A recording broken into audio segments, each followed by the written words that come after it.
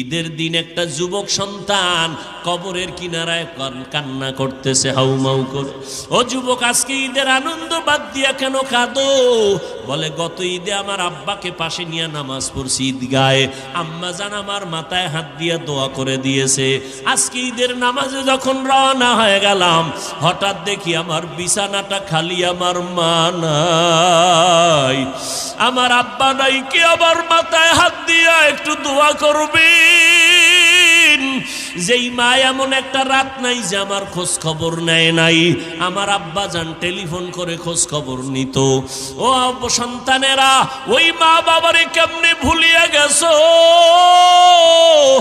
আব্বা ঘুমায়, ভাই বোনেরা ঘুমায়, আমি বড় অসুস্থ বিছানায় পড়ে আছি। আম্মা জান আমাকে সারাটা রাত আমার মাথার কিনারায় বসে বসে পাহারা দিয়েছে।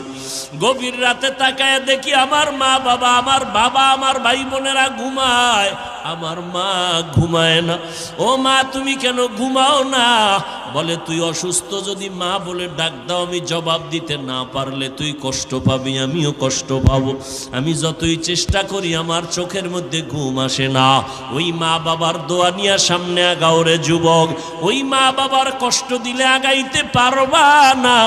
কোন দিন জানি মায়ের সাথে বেয়াদবি করেছো, এই কারণে আজকে ময়দানে বৈশা মোনাজাত দাও, কিন্তু চোখে পানি আসে না, কারণ মা বাবায় মনে হয় তোমার উপরে কষ্ট পাইছে। কোন দিন জানি এমন কথা বলছো, মা গোপনে কাপড়ের আঁচল দিয়া মুখ মুছে, মুখ দিয়া ঢেকে ঢেকে কান্না করছে। ওই মা বাবারে যারা কাঁদাইছো রে যুবক, আজকে বাসায় গিয়া মাকে বলবি, মা আমি আজকে ওয়াজের প্যান্ডেল থেকে তওবার নিয়ত করেছি, আর তোমাদের কষ্ট দিব না। আমার ডানে বামে দেখলাম মোনাজাতে কত যুবকের কান্নার আওয়াজ, আমার চোখে পানি আসে না রে মা।